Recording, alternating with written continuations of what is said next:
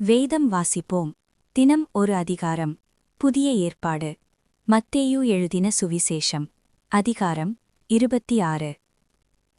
இயேசு இந்த வசனங்களையெல்லாம் சொல்லி முடித்த பின்பு அவர் தம்முடைய சீஷரை நோக்கி, 2 நாளைக்குப் பின்பு பஸ்கா பண்டிகை வருமென்று அறிவீர்கள்.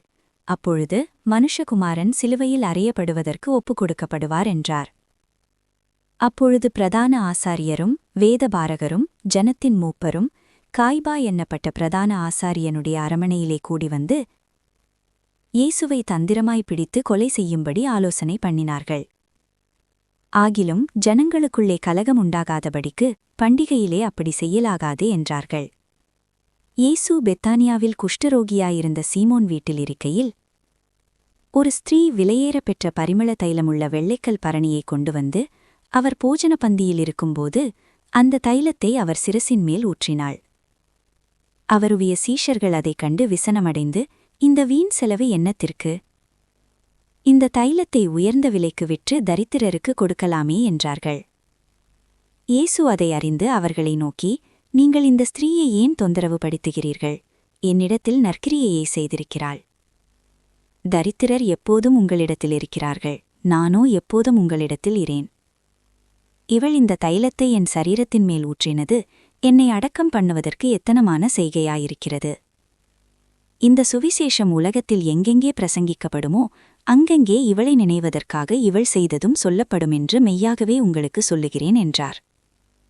அப்பொழுது 12 ஒருவனாகிய யூதாஸ் காரியோத் என்பவன் பிரதான ஆசாரியரிடத்திற்குப் போய், நான் அவரை உங்களுக்கு காட்டிக் கொடுக்கிறேன், நீங்கள் எனக்கு என்ன கொடுக்கிறீர்கள் என்றான். அவர்கள் அவனுக்கு 30 வெள்ளிக்காசைக் கொடுக்க உடன்பட்டார்கள்.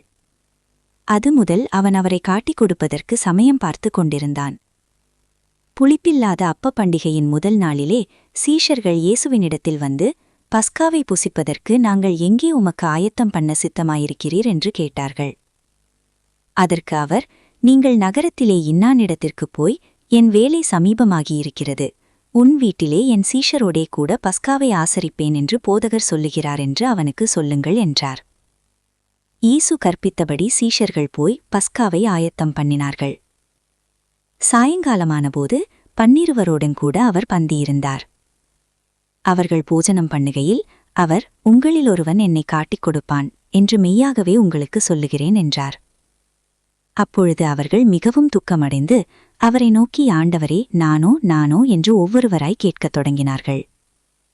அவர் பிரதியுத்தரமாக, என்னோடே கூட பாலத்தில் கையிடுகிறவனே என்னை காட்டிக் கொடுப்பான். மனுஷகுமாரன் தம்மை குறித்து எழுதியிருக்கிறபடியே போகிறார். ஆகிலும் எந்த மனுஷனால் மனுஷகுமாரன் காட்டிக் கொடுக்கப்படுகிறாரோ அந்த மனுஷனுக்கு ஐயோ, அந்த மனுஷன் பிறவாதிருந்தானால் அவனுக்கு நலமாயிருக்கும் என்றார். அவரை காட்டிக் கொடுத்த யூதாசும் அவரை நோக்கி, ரபி, நானோ என்றான்.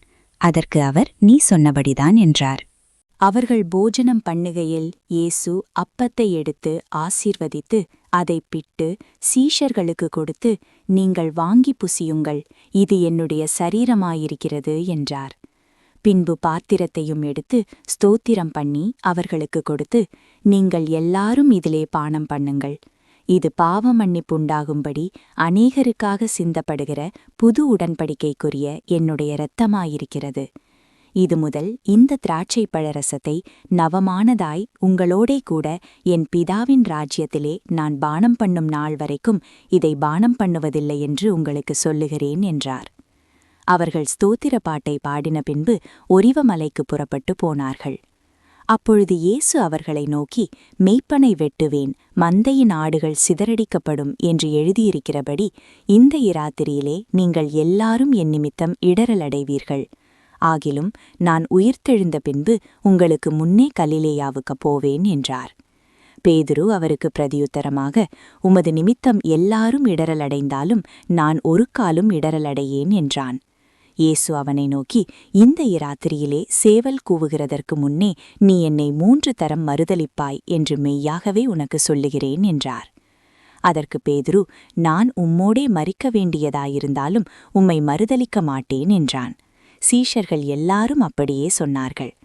அப்பொழுது இயேசு அவர்களோடே கெத்சமனே என்னப்பட்ட இடத்திற்கு வந்து சீஷர்களை நோக்கி, நான் அங்கே போய் ஜெபம் பண்ணும் அளவும் நீங்கள் இங்கே உட்கார்ந்திருங்கள் என்று சொல்லி பேதுருவையும் செபதேயுவின் குமாரர் இருவரையும் கூட்டிக் கொண்டு போய் துக்கமடையவும் வியாகுலப்படவும் தொடங்கினார். அப்பொழுது அவர், என் ஆத்துமா மரணத்துக்கேதுவான துக்கம் கொண்டிருக்கிறது, நீங்கள் இங்கே தங்கி என்னோடே கூட விழித்திருங்கள் என்று சொல்லி சற்று அப்புறம் போய் முகங்குப்புற விழுந்து, என் பிதாவே, இந்த பாத்திரம் என்னை விட்டு நீங்க கூடுமானால் நீங்கபடி செய்யும், ஆகிலும் என் சித்தத்தின்படி அல்ல, உம்முடைய சித்தத்தின்படியே ஆகக் கடவது என்று ஜெபம் பண்ணினார். பின்பு அவர் சீஷர்களிடத்தில் வந்து அவர்கள் நித்திரை பண்ணுகிறதைக் கண்டு பேதுருவை நோக்கி, நீங்கள் 1 மணி நேரமாவது என்னோடே கூட விழித்திருக்க கூடாதா? நீங்கள் சோதனைக்குட்படாதபடிக்கு விழித்திருந்து ஜெபம் பண்ணுங்கள். ஆவி உற்சாகமுள்ளதுதான், மாம்சமோ பலவீனமுள்ளது என்றார். அவர் மறுபடியும் 2ஆம் தரம் போய், என் பிதாவே, இந்த பாத்திரத்தில் நான் பானம் பண்ணினாலொழிய இது என்னை விட்டு நீங்க கூடாதாகில் உம்முடைய சித்தத்தின்படி ஆகக் கடவது என்று ஜெபம் பண்ணினார். அவர் திரும்ப வந்தபோது அவர்கள் மறுபடியும் நித்திரை பண்ணுகிறதைக் கண்டார். அவர்களுடைய கண்கள் மிகுந்த நித்திரை மயக்கம் அடைந்திருந்தது. அவர் மறுபடியும் அவர்களை விட்டுப்போய் 3ஆம் தரமும் அந்த வார்த்தைகளையே சொல்லி ஜெபம் பண்ணினார். பின்பு அவர் தம்முடைய சீஷர்களிடத்தில் வந்து, இனி நித்திரை பண்ணி இளைப்பாருங்கள், இதோ மனுஷகுமாரன் பாவிகளுடைய கைகளில் ஒப்புக் கொடுக்கப்படுகிற வேளை வந்தது, என்னை காட்டிக் கொடுக்கிறவன் இதோ வந்துவிட்டான், எழுந்திருங்கள், போவோம் என்றார். அவர் இப்படி பேசுகையில் 12 ஒருவனாகிய யூதாஸ் வந்தான். அவனோடே கூட பிரதான ஆசாரியரும் ஜனத்தின் மூப்பரும் அனுப்பின திரளான ஜனங்கள் பட்டயங்களையும் தடிகளையும் பிடித்து கொண்டு வந்தார்கள்.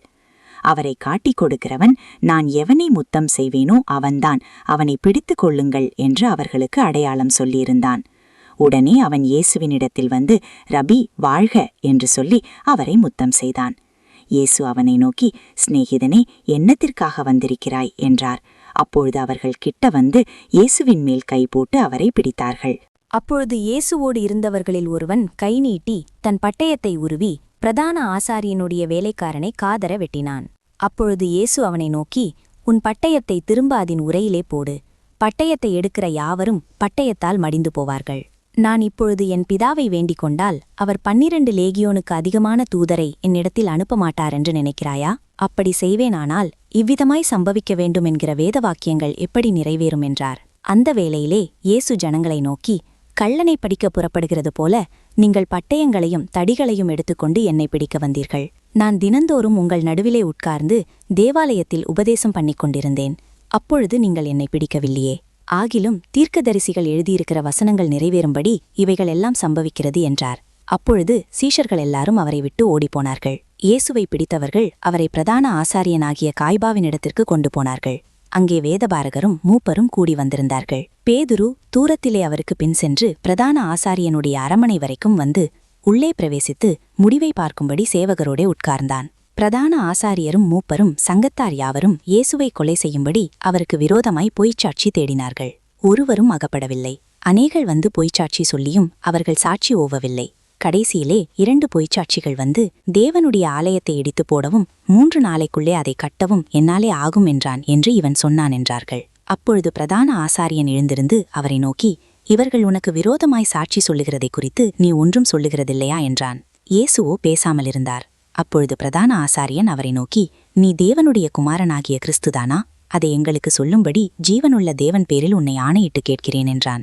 அதற்கு இயேசு, நீர் சொன்னபடிதான், அன்றியும் மனுஷகுமாரன் சர்வவல்லவருடைய வலது பாரிசத்தில் வீற்றிருப்பதையும் வானத்தின் மேகங்கள் மேல் வருவதையும் இது முதல் காண்பீர்கள் என்று உங்களுக்கு சொல்லுகிறேன் என்றார். அப்பொழுது பிரதான ஆசாரியன் தன் வஸ்திரங்களை கிழித்துக்கொண்டு, இவன் தேவதூஷணம் சொன்னான், இனி சாட்சிகள் நமக்கு வேண்டியதென்ன?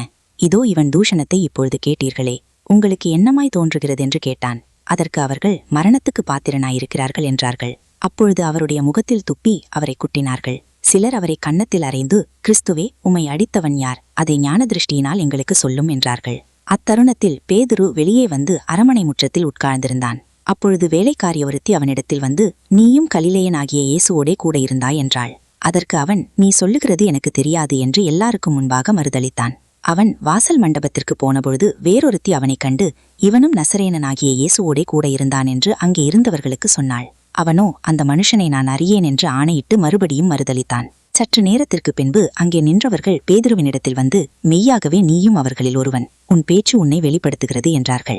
அப்பொழுது அவன் அந்த மனுஷனை அறியேன் என்று சொல்லி சபிக்கவும் சத்தியம் பண்ணவும் தொடங்கினான். உடனே சேவல் கூவிற்று. அப்பொழுது பேதுரு, சேவல் கூவுகிறதற்கு முன்னே நீ என்னை 3 தரம் மறுதலிப்பாய் என்று இயேசு தன்னிடத்தில் சொன்ன வசனத்தை நினைத்துக்கொண்டு வெளியே போய் மனங்கசந்து அழுதான்.